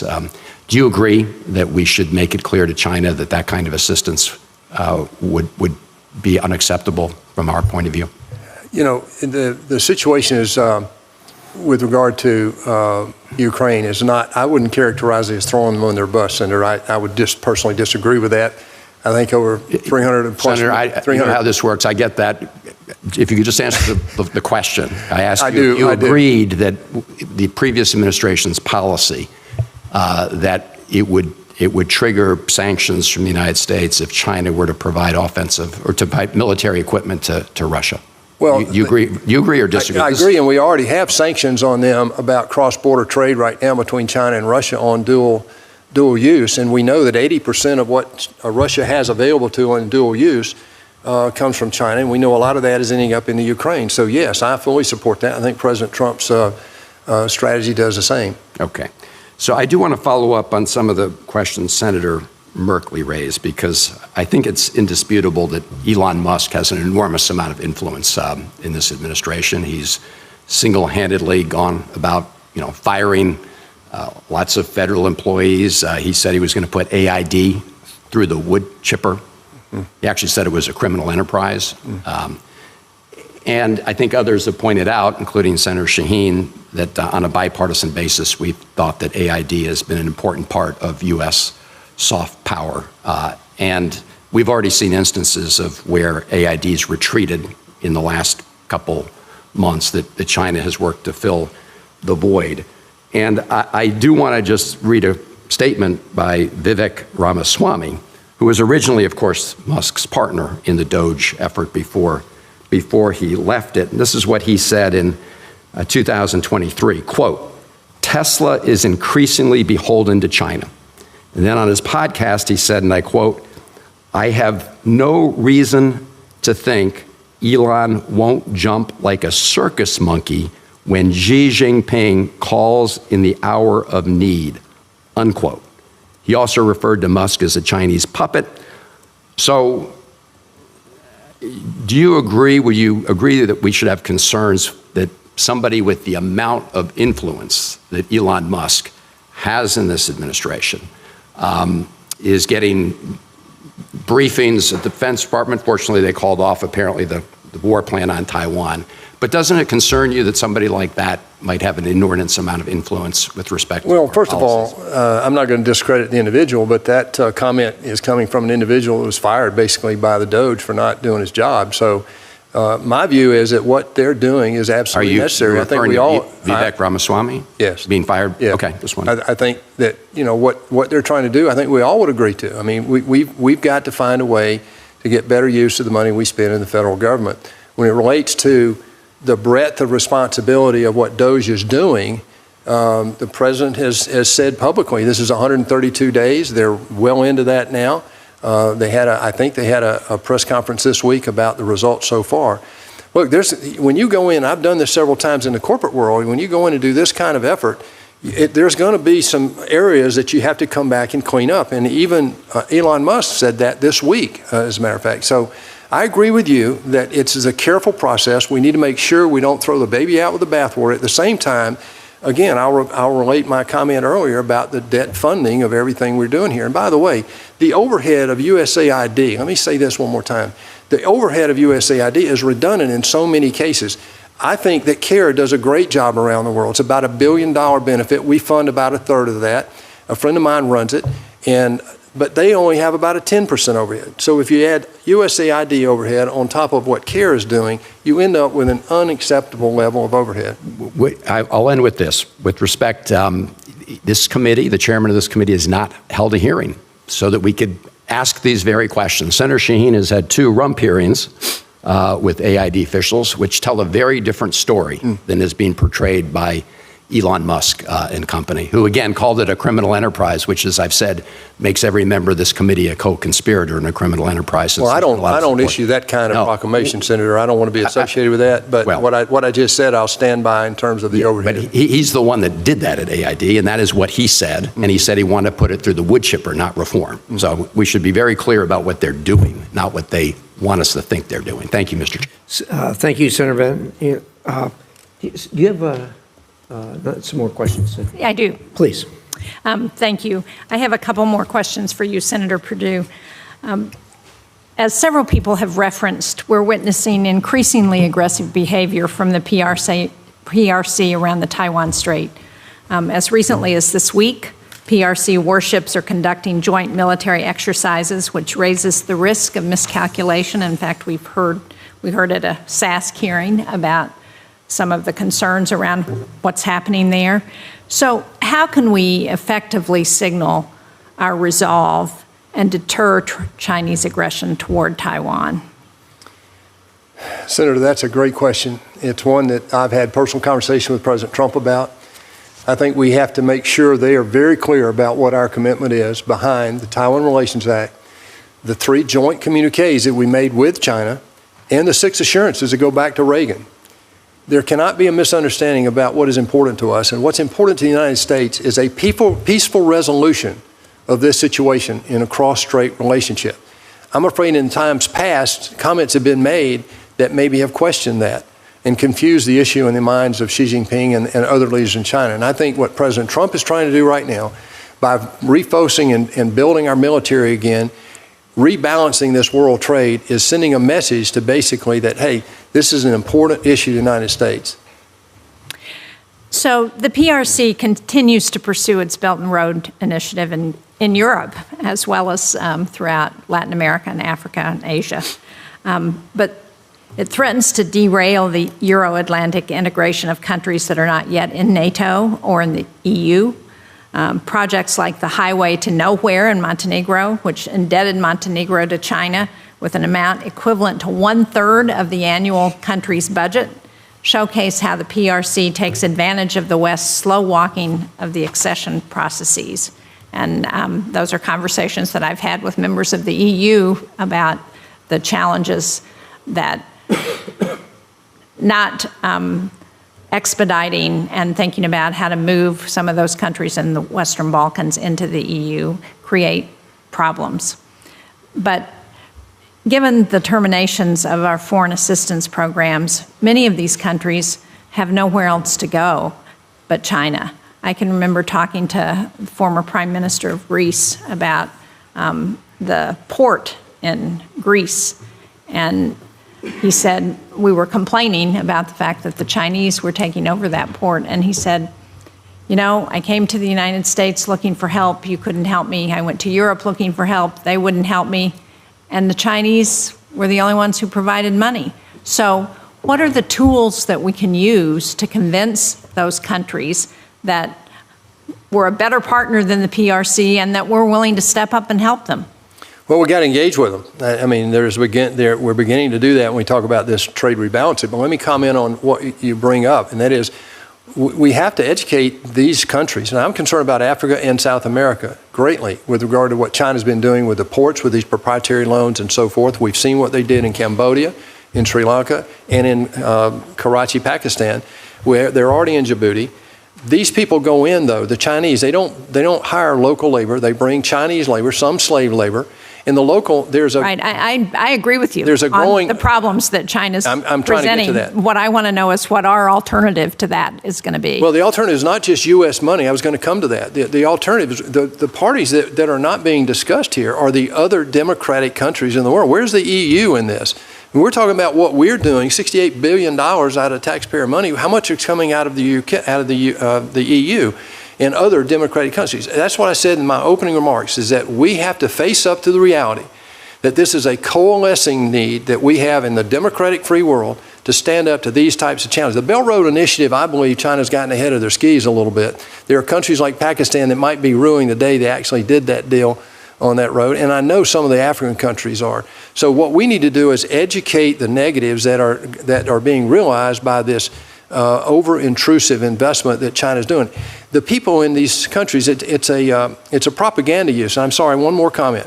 If you go to places like Turkey, we know what China did not shut down international traffic, even though they had shut down domestic travel on airlines. And so we know that some of that infection came out of China and went into Italy and Turkey and places like that. Well, you go to Turkey shortly after that in 21 and you see billboards explaining to people how China saved the world by issuing PPE to the rest of the world. So it's these types of examples that we need to have a platform. It goes back to your conversation about giving up on the platforms that have existed. That doesn't mean that we don't need a platform. It just means we need to have one we all agree will get the message out and be on strategy with regard to our foreign policy. Well, I couldn't agree more. I fear that what we have done, however, with dismantling the Global Engagement Center, USAID, Voice of America, our foreign assistance programs, that we are putting the United States at a disadvantage and giving China a head start. And it's one that we're already seeing the results of. So thank you, Mr. Chairman. Thank you. Senator, I agree with you. When it comes to spending money, it's a lot easier for a communist country where the capital is owned by the government as opposed to the private sector, for them to put that money out there. In addition to that, they don't have a law like we do that prohibits paying money under the table. And all of these things do put us at a disadvantage. I'm watching this particularly in as we've had this nuclear renaissance in the world, there's people looking for nuclear plants, and the Chinese are very active in their doing that. But we need to continue to compete. Every time you talk to these people, they will tell you, as they told you, Senator Shaheen, that they would much rather do business with us. Right. But the problem is China will use that communist money to put out there and do the job. So we have to continue, and we can aggressively push back, because at the end of the day, they would much rather do business with a country that has a rule of law than one that doesn't. So with that, Senator Cruz. Thank you, Mr. Chairman. Welcome to both of you. Congratulations on your nominations. Senator Perdue, let's start with you. I believe the Chinese Communist Party poses a global threat and that it has to be dealt with globally. I want to turn to Africa, a region where China is making considerable inroads. The Chinese Communist Party's influence across the continent of Africa is growing by the day, undermining American interest and trapping African nations into debt traps. I intend to hold a hearing on this issue in the Africa and Global Health Subcommittee, but I want to ask you now, how do you view Chinese malign influence in Africa? Well, as I just said to the ranking member's question, it's one of the great threats that we've got to address. And not only that, it's South America as well, or Latin America. As you well know, and by the way, I am glad to finally realize who is responsible for your eloquent capability. And I give Dr. Crowley that credit. So I'm glad to finally realize that. So what I'm concerned about is that the malign influence relative to what looks like on the front end is a helping hand, which is really not a helping hand. As I said, they don't hire locals. They pick weak partners they can foreclose on, like they did in Karachi and Colombo. And I'm greatly concerned about that. We have military personnel at risk in Africa today, as you well know, being on our services. So these things tie together. As ambassador to China, I think my portfolio is bigger than just sitting in Beijing. I think being the U.S. ambassador of the United States to China gives me the portfolio to have influence with other ambassadors and other leaders around the world. I'm going to use that, if confirmed. The United States is positioned to cultivate mutually beneficial relationships with our African partners, to strengthen America's strategic position on the continent, to unlock economic prosperity across the continent. Your role as ambassador to China, as you just described, will be incredibly influential and highly consequential in curbing China's influence in regions critical to U.S. interests. The actions you take in Beijing and elsewhere will inform U.S. policy globally on how to deal with Chinese malign influence. How do you intend to coordinate the embassy's actions with state to ensure that we're synchronized in our efforts to compete with China globally? In bureaucratic Washington, Senator, after what I've gone through the last 4 months, that is a very important question. And I will tell you that I don't have all the answers to that one yet. I've not been in this government, as you know. I was in the Senate for a while. But I'm going to use that portfolio out there to establish credibility with our host country. I think that's very important. I will applaud the United States for maintaining as much of a nonpartisan approach to China as anybody, really, of the last 20 years. And so my focus is going to be on building a communication platform that we can make sure they don't miscalculate and they don't underestimate the United States. As you said in your testimony, many of America's strategic supply chains are, quote, in the hands of our adversaries. I'm especially concerned about China's control over global supply chains. We all saw this play out during the COVID-19 pandemic. It was a wake-up call to Americans realizing how much of our economy is intertwined with China's in ways that they hadn't seen before. I believe we must do everything we can to de-link our economy from China, and that means working lock and step with our allies and partners to achieve that goal. One critical area that we need to de-link from China is critical minerals. They affect every single part of how our economy runs, from computers and cars that we use daily to the defense technology and weapon systems that protect our nation. The CCP knows this, and they've spent decades securing control over global critical mineral supply chains as part of their broader civil-military fusion strategy to threaten our economic security. Tell me a little bit about how you see China's dominance over critical minerals affecting America's economic interests and national security interests. We allowed it to happen, Senator. We sat back as America, as Congress and various administrations. This is not partisan. We allowed it to happen. In the early 2000s, 2002, 80% of rare earth elements were processed right here in the United States. We mined our own. We've got a couple hundred years of resources to pull on. You see what China has done when the heat got turned up here recently. They embargoed 2 of those critical minerals, as you just said. It's not just rare earth elements. Shipbuilding. We did 80% of the world's commercial shipbuilding just 2 decades ago. Today, we'll drop 1 hull this year. If you look at what we're doing in steel, for example, we had a renaissance a few years ago.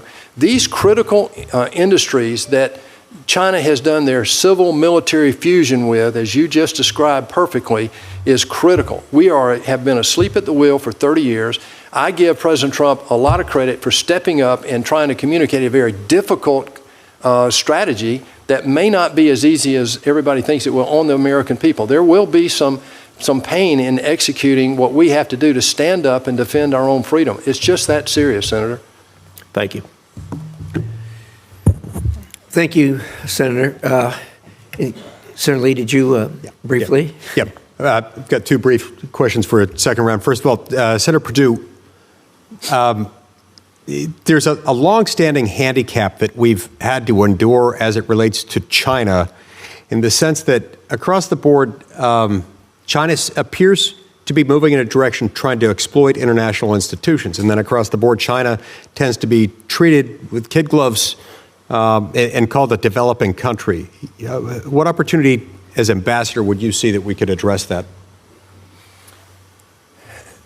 Senator, this responsibility is the most humbling thing I've ever tried to consider. And when I look at the responsibilities of an ambassador representing the United States in China, there are no topics that are off the table. But I will only do one thing, that is execute the strategy of the President of the United States. I won't create policy, I will execute against that strategy. So this topic, other topics, that will be my number one responsibility. Great.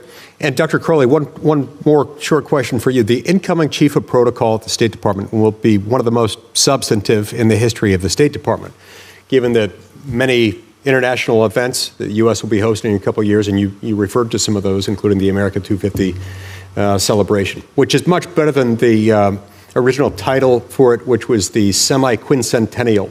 I think that's the formal name given to it. That name is still out there, Senator. I mean, it's kind of fun to say, but not really.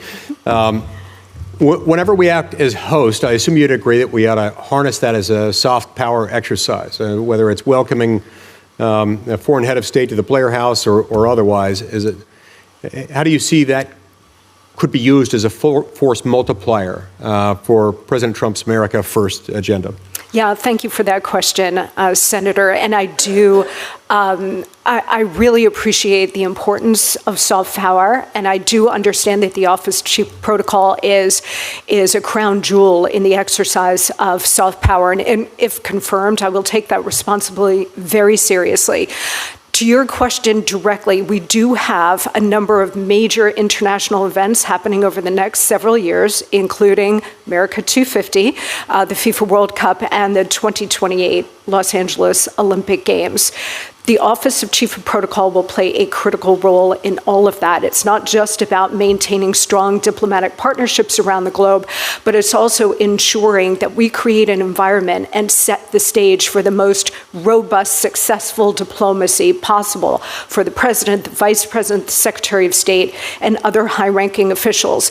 These particular global events that will come to the United States and host foreign dignitaries from around the world will be an extraordinary opportunity for us to showcase American greatness, American leadership, American dynamism, the American spirit, as well as the United States to be a supreme place to host these kinds of international sporting events and other major events. So I intend, if confirmed, to use this office to showcase American greatness in every possible way, make sure that our foreign dignitaries and other guests have an incredible experience, and also to work with diplomatic security, to work with U.S. Secret Service to make sure that all of these events come off without a hitch, and that the United States will be the best and safest place to host these kinds of international events. Fantastic. Thank you very much. Thank you. Thank you, Mr. Chairman. Senator Lee, and that'll conclude our hearing.